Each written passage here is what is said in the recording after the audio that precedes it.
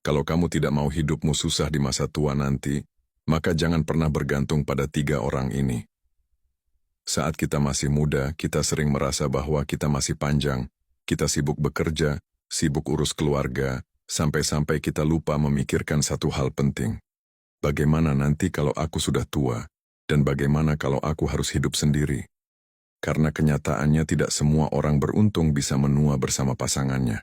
Kalau pasangan kita justru pergi lebih dahulu, maka hidup kita akan berubah drastis. Kita makan sendiri, tidur sendiri, bahkan sekedar punya teman bicara pun tidak ada.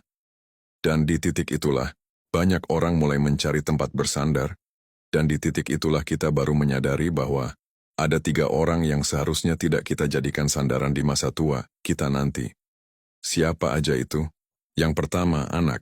Banyak orang tua berpikir aku membesarkan anakku supaya nanti dia merawat aku. Tapi kenyataannya tidak sesederhana itu. Anak zaman sekarang hidupnya berat. Kerja dari pagi sampai malam, biaya kehidupan mereka tinggi.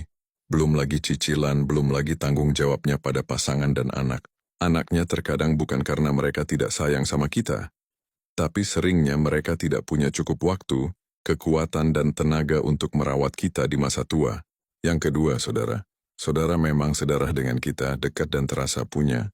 Tapi saat kita tua, nanti mereka juga menua. Mereka punya masalah sendiri, bahkan bisa jadi mereka juga butuh dirawat.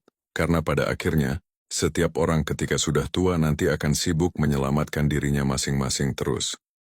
Yang ketiga, pasangan baru di masa tua, kedengarannya memang indah, punya teman di hari tua, tapi kenyataannya banyak yang justru tidak bahagia. Karena apa? Karena kebiasaan sudah berbeda, cara hidup berbeda, dan yang paling sering terjadi konflik soal keuangan. Bukannya jadi tenang, malah jadi tambahan beban. Lalu siapa yang seharusnya kita andalkan nanti ketika kita sudah tua? Jawabannya mungkin tidak enak didengar, tapi ini adalah jawaban yang paling jujur. Jangan bergantung pada siapapun, jadi mulai dari sekarang.